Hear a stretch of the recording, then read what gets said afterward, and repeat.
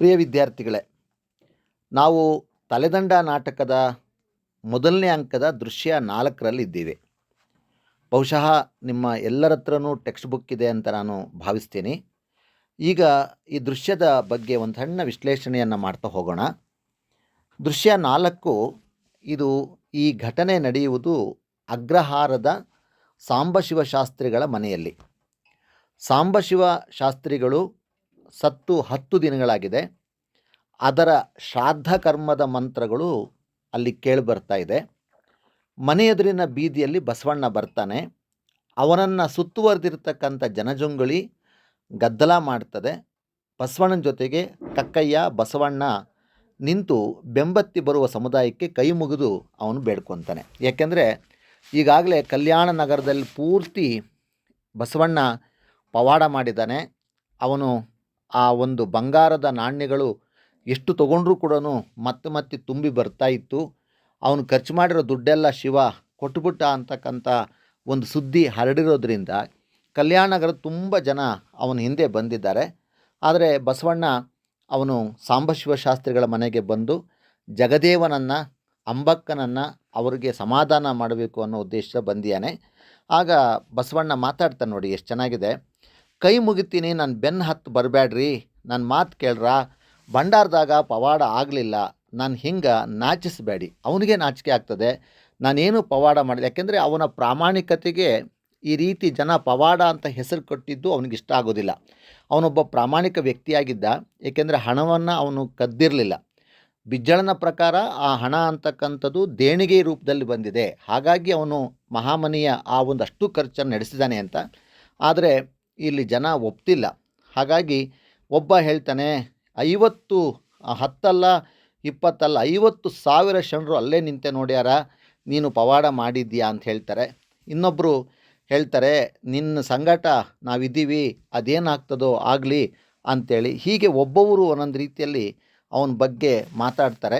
ಒಬ್ಬ ಅಂಬಕ್ಕ ಆಗ ಆ ಬಸವಣ್ಣನ ಮಾತಾಡಿ ಹೇಳ್ತಾನೆ, ನಿನ್ನ ಸಿದ್ಧಿಗೆ ಮಂದಿ ಹುಚ್ಚಾಗ್ಯದ, ಶಿವ ನಿನಗೆ ಪವಾಡ ಮಾಡಿ ತೋರ್ಸ್ಯಾನಂತ.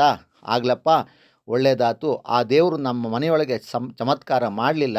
ಆ ಯೋಗ್ಯ ತಾನೂ ನಮ್ಗೆ ಹೆಂಗೆ ಬಂದಿತ್ತು ಹೇಳು ಅಂತೇಳಿ ಪಾಪ ಅವಳು ಅಳೋದಕ್ಕೆ ಪ್ರಾರಂಭ ಮಾಡ್ತಾಳೆ. ಆಗ ಕಣ್ಣೀರಾಕ ಅಂಬಕ್ಕ, ನಿನ್ನ ಮಗ ಜಗದೇವ ಇದ್ದಾನ ಅಂತಾರೆ. ಆದರೆ ಇದ್ದಾನೆ, ಆದರೆ ಈ ರೀತಿ ಇರೋತಕ್ಕಂಥ ಮಗ ಅವನು ನಮ್ಮ ಮಾತನ್ನು ಕೇಳ್ತಾ ಇಲ್ಲ. ನಿನಗೂ ಮತ್ತು ನಿನ್ನಿಂದ ನಮ್ಮ ಮನೆಯಲ್ಲೂ ಕೂಡ ಆ ಒಂದು ಶಾಂತಿ ಅಂತಕ್ಕಂಥದ್ದು ಹೊರಟು ಹೋಯಿತು, ಅಪ್ಪ ಮಗನ ಮಧ್ಯೆ ಸಂಬಂಧ ಅಂತಕ್ಕಂಥದ್ದು ಕಡಿದು ಹೋಯಿತು ಅನ್ನೋ ರೀತಿಯಲ್ಲಿ ಹೇಳ್ತಿರ್ಬೇಕಾದ್ರೆ ಪುರೋಹಿತ ಬರ್ತಾನೆ. ಅದು ಬಹಳ ಮುಖ್ಯವಾಗಿರ್ತಕ್ಕಂಥ ಒಂದು ಭಾಗ ಇಲ್ಲಿ ಬರ್ತದೆ. ವಿದ್ಯಾರ್ಥಿಗಳೇ, ನಿಮಗೆ ಇದ್ರ ಬಗ್ಗೆ ಒಂದಷ್ಟು ಮಾಹಿತಿ ಬೇಕು ಅಂತದೆ. ಆ ಬ್ರಾಹ್ಮಣರಿಗೆ ವಿಳ್ಯದೆಲೆ ದಕ್ಷಿಣೆ ಕೊಟ್ಟಾತು, ಅವರಿಗೆ ಹೊರಡ್ತಾರ ಅಂತೇಳಿ ಪುರೋಹಿತ ಹೇಳಿದಾಗ ಆಗ ಅವನು ಮಾತು ಹೇಳ್ತಾನೆ, ಸಪಿಂಡೀಕರಣದ ವಿಧಿ ಆಗ್ಯದ.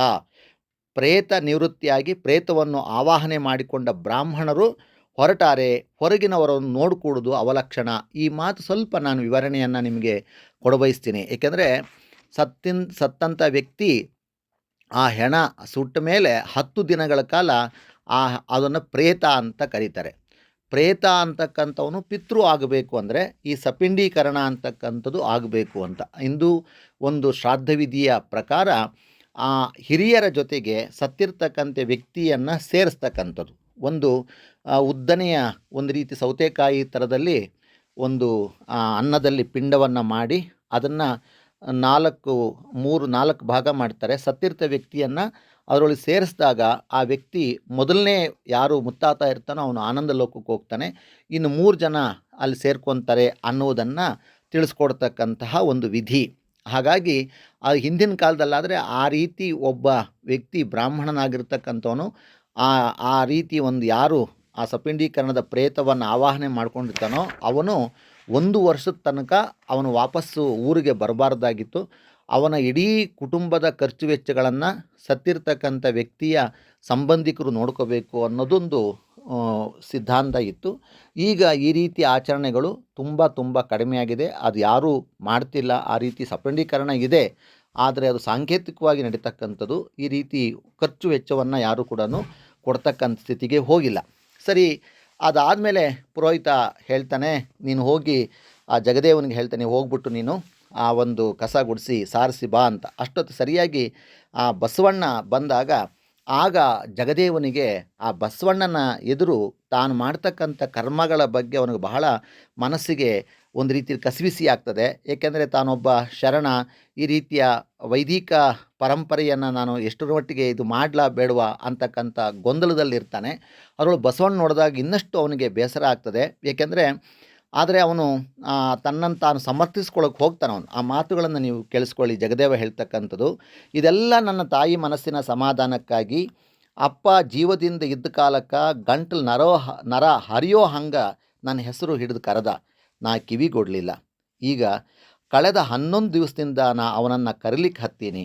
2 ಕಲ್ಲು ತಂದು ಅದ್ರ ಮೇಲೆ ಅಂಗವಾಗಿ ಅವನ ಪ್ರೇತವನ್ನು ಆವಾಹನೆ ಮಾಡ್ತಿದ್ದೀನಿ, ಕರೀತಿದ್ದೀನಿ. ನನ್ನದು ಯಾವಾಗಲೂ ಹೀಗೊಂದು, ಆಮೇಲೆ ಅದರ ವಿರುದ್ಧ ಇನ್ನೊಂದು.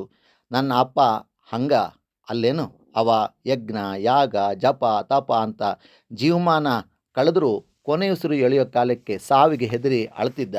ಬಸವಣ್ಣ, ನನ್ನ ಬಾಳು ನನ್ನ ತಂದೆ ಆದೀತೇನು? ಏನು ಮಾಡಿದ್ರು ಸೋಲು, ಅಂಜಿಕೆ, ವೈಫಲ್ಯ. ಈ ರೀತಿ ಆ ಜಗದೇವ ತನ್ನ ಬದುಕು ಕೂಡ ತನ್ನ ಅಪ್ಪನ ಥರನೇ ಆದ ರೀತಿಯಲ್ಲಿ ವೈಫಲ್ಯದಿಂದ ಕೂಡಿದೆ ಅಂತಕ್ಕಂಥ ಇಂತಹ ಜಗದೇವ ಮುಂದಿನ ಆ ದೃಶ್ಯಗಳಲ್ಲಿ ಹೇಗೆ ಬದಲಾವಣೆ ಆಗ್ತಾನೆ ಅನ್ನೋದು ಕೂಡ ನಾವು ಗಮನಿಸ್ಬೋದು. ಆದರೆ ಅವನು ಬಸವಣ್ಣನ ಮಾತು ಮುಂದುವರಿಸ್ತಿರ್ಬೇಕಾದ್ರೆ, ಧೈರ್ಯ ತೆಗೆದುಕೋ ಅಂತೆಲ್ಲ ಹೇಳ್ತಿರ್ಬೇಕಾದ್ರೆ ತುಂಬ ಹೊರಗಡೆ ಗದ್ದಲ ಜಾಸ್ತಿ ಆಗ್ತದೆ. ಹಾಗಾಗಿ ಆ ಸಮಯದಲ್ಲಿ ಹೊರಡಬೇಕು. ಇಲ್ಲಿ ಮುಂದೆ ಈ ಜೈನ ಮತ್ತು ವೀರಶೈವರ ನಡುವೆ ಸಂಬಂಧಪಟ್ಟಿರ್ತಕ್ಕಂಥ ಆ ಒಂದು ಜಗಳದ ಬಗ್ಗೆ ಅಬಲೂರಿಗೆ ಹೋಗಬೇಕು. ಏಕಾಂತದ ರಾಮಯ್ಯ ಜೈನರ ಬಸದಿ ಹೋಕ್ಕೋ, ಅಲ್ಲಿ ಪವಾಡ ಮಾಡಿದ್ದಾನೆ ಅಂತ ಜಗದೇವ ಹೇಳಿದಾಗ ಆ ಮಾತನ್ನು ಹೇಳ್ತಾನೆ, ಜಗಣ್ಣ, ಈ ಜೀವನವೇ ಒಂದು ಪವಾಡ, ನಾವು ಅದರ ಒಳಗಡೆ ಇನ್ನೊಂದು ಪವಾಡ ಯಾಕೆ ಹುಡುಕಬೇಕು? ಅಂದರೆ ಪವಾಡದ ಬಗ್ಗೆ ಬಸವಣ್ಣ ಪಾಪ ಅವನು ನಿರಾಸಕ್ತಿಯನ್ನು ತೋರಿಸ್ತಾನೆ. ಆದರೆ ಜನಸಾಮಾನ್ಯರು ಅದನ್ನೇ ಪವಾಡ ಅನ್ನೋ ಥರದಲ್ಲಿ ಹೇಳ್ತಾರೆ. ಹೀಗೆ ಊರು ಮುಂದೆ ಹಳ್ಳ ಹರಿತಿದ್ದಾಗ ನಾ ಒದೆಯಾವಿನ ಬೆನ್ನಲ್ಲಿ ಯಾಕೆ ಹರಿಲಿ, ಯಾಕೆ ಲಜ್ಜೆಗಡಲಿ, ಬಿಜ್ಜಳನ ಭಂಡಾರ ನನಗೆ ಯಾಕೆ ಬೇಕು? ಆದರೆ ನೀ ಕೇಳ್ತಿ ಅಂದಮೇಲೆ ನಿನಗೂ ಹಂಗೆ ಅನಿಸಿರ್ಬೇಕು. ಯಾಕಂದರೆ ಪವಾಡ ಆಯಿತು ಅನ್ನೋ ಮಾತನ್ನು ಹೇಳ್ದಕ್ಕಂತೂ ಬಸವಣ್ಣನಿಗೆ ಇಷ್ಟ ಆಗೋದೇ ಇಲ್ಲ. ಆದರೆ ಒಂದು ಭಾಳ ಸ್ಪಷ್ಟವಾಗಿ ಹೇಳ್ತಕ್ಕಂಥದ್ದು, ನಾನು ಈ ರೀತಿಯ ಯಾವುದೇ ರೀತಿಯ ಬಾಹ್ಯದ ಆಡಂಬರಕ್ಕೆ ನಾನು ಯಾವತ್ತೂ ಒಪ್ಕೊಳ್ತಕ್ಕಂಥದ್ದಿಲ್ಲ, ನನಗದು ಬೇಕಾಗಿಲ್ಲ ಅಂತಾನೆ. ಮತ್ತು ಅಲ್ಲಿಂದ ಮುಂದೆ ಈ ರೀತಿ ಆ ಸಾಂಬಶಿವ ಶಾಸ್ತ್ರಿಗಳ ಬಗ್ಗೆ ಬಸವಣ್ಣನ ಮಾತು ಬರ್ತದೆ. ಅವರು ನಿನ್ನ ತಂದೆ ಭಾಳ ಸನಾತನಿಯಾಗಿದ್ದರು, ಅವರ ದಾರಿ ನನ್ನ ದಾರಿ ಕವಲಾದು ಖರೆ, ಆದರೆ ಯಾವತ್ತೂ ಕೂಡ ಅವರು ನನ್ನನ್ನು ಹೀಯಾಳಿಸಿ ಮಾತಾಡ್ತಕ್ಕಂಥವ್ರಲ್ಲ, ಆದರೆ ಅವರು ಬಹಳ ನನ್ನ ಬಗ್ಗೆ ಪ್ರೀತಿ ಇಟ್ಕೊಂಡಿದ್ರು ಅನ್ನತಕ್ಕಂಥ ಮಾತನ್ನು ಬಸವಣ್ಣ ಹೇಳ್ತಾನೆ. ಆ ಬಸವಣ್ಣ ಹೇಳಿದ ಮೇಲೆ ಮುಂದೆ ಆ ಜಗದೇವ, ನಾನಿಷ್ಟೆಲ್ಲ ನಿನ್ನ ಪರವಾಗಿ ನಾನು ಪ್ರಯತ್ನ ಪಟ್ಟರೂ ಕೂಡ ಅದು ಯಾವುದೂ ಕೂಡ ನನ್ನ ಹೆಸರು ಬರಲಿಲ್ಲ, ಆದರೆ ನೀನೇ ಪವಾಡ ಮಾಡಿದೆ ಅಂತಕ್ಕಂಥ ಮಾತು ಬರ್ತದೆ ಅನ್ನೋದನ್ನು ಹೇಳಿದಾಗ ಇಲ್ಲಿ ಬಸವಣ್ಣನ ಮಾತುಗಳು ಬಹಳ ಮುಖ್ಯವಾಗಿ ಅದು ಬೇಕಾಗ್ತದೆ. ಏಕೆಂದರೆ ಒಂದು ಯಾವತ್ತೂ ಕೂಡ ನಾವು ಚೆನ್ನಾಗಿ ಅರ್ಥ ಮಾಡ್ಕೋಬೇಕು. ಒಬ್ಬರಿಗೊಬ್ಬರಿಗೆ ಅರಿವಿಗೆ ನಿಲುಕದಂತಹ ನೇಣಿನಿಂದ ಕಟ್ಟಿ ಹಾಕಾನ ಶಿವ. ಜಗಣ್ಣ, ನಾ ಇದನ್ನು ಯಾರಿಗೂ ಹೇಳಿಲ್ಲ, ನಿಂಗೆ ಹೇಳ್ತೀನಿ. ಒಂದು ದಿವಸ ರಾತ್ರಿ ನಾನು ಅಲ್ಲಮಪ್ರಭು ಸಂಗಯ್ಯನ ಮಹಾಮನೆಯ ಪಡಸಾಲೆಯೊಳಗೆ ಕೂತಿದ್ವಿ. ಮನೆಯಲ್ಲಿ ಎಲ್ಲರೂ ಮಲಿಕೊಂಡಿದ್ದರು, ಸುತ್ತ ಮೌನ, ಕತ್ತಲಲ್ಲಿ ಒಂದು ದೀಪ. ನಾ ಪ್ರಭುಗೆ ಹೇಳಿದೆ, ಪ್ರಭು, ಅಹಂಕಾರ ಅಂದ್ರೇನು, ಅದನ್ನು ನಾವು ಹೆಂಗೆ ಗುರುತಿಸೋದು? ಪ್ರಭು ಅಂದರು, ನೋಡು ತೋರಿಸ್ತೀನಿ ಅಂತ. ಮತ್ತು ನೋಡ್ತಾ ಕೂತ ನನ್ನ ಕಾಣ ಪ್ರಭು ಮೈಯಿಂದ ಅವ್ರ ಇಡೀ ಬಾಳು ಹೊರಗೆ ಬಂತು. ಅಂದರೆ ಅವರು ಹೇಗೆ ಅಲ್ಲಮಪ್ರಭು ಆ ರೀತಿಯ ಅಹಂಕಾರವನ್ನು ಮೆಟ್ಟಿ ನಿಂತರು ಅಂತಕ್ಕಂಥದ್ದನ್ನು ತೋರಿಸ್ತಾರೆ.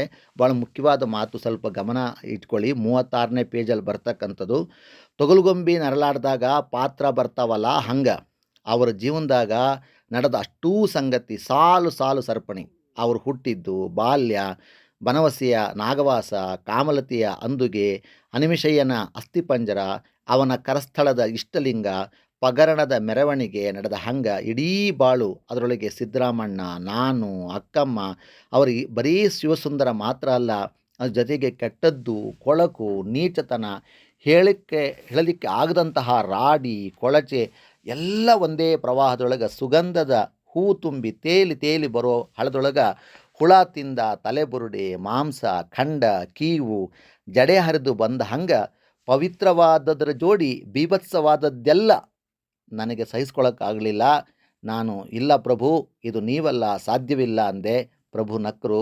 ನೋಡ್ತಿದ್ದೀಯಲ್ಲ ಅಂದರು. ಅದಕ್ಕೆ ನಾನು ಆ ಭೀಕರತೆಗೆ ಸೌಂದರ್ಯಕ್ಕೆ ಬೆರಗಾಗಿ ಬೆದರಿ ಒಂದು ಗಳಿಗೆ ಕಣ್ಣು ಮುಚ್ಚಿಕೊಂಡೆ. ಕಣ್ಣು ತೆಳೆದಾಗ ಅವರು ಗಾಢ ನಿದ್ರೆಯೊಳಗಿದ್ದರು.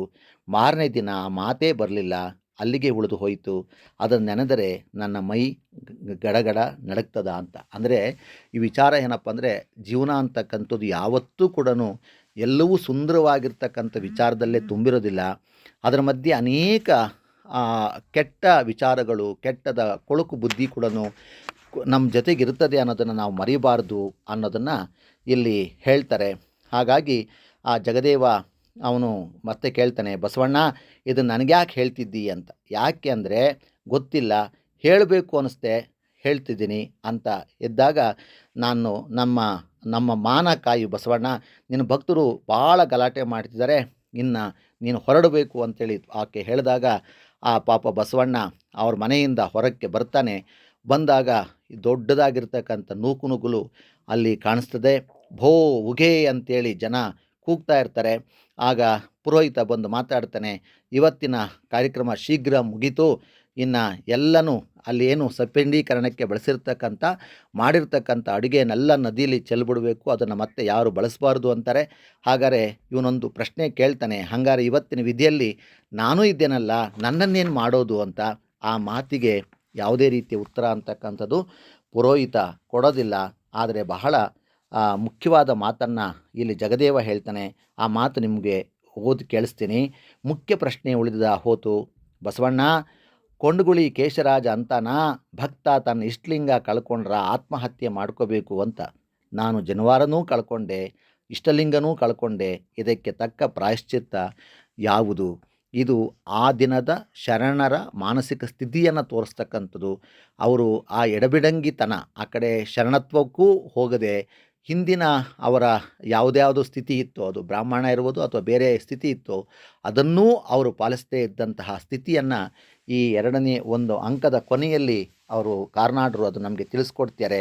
ಅಂದಿನ ಕಾಲದಲ್ಲಿ ಇದ್ದಂತಹ ಶರಣರ ಈ ದ್ವಿಮುಖ ನೀತಿಯನ್ನು ಇಲ್ಲಿ ಜಗದೇವ ಅವನು ಪ್ರತಿನಿಧಿಸ್ತಾನೆ ಅನ್ನೋದನ್ನು ನೋಡ್ಬೋದು. ಇಲ್ಲಿಗೆ 1ನೇ ಅಂಕ ಮುಗಿದಿದೆ.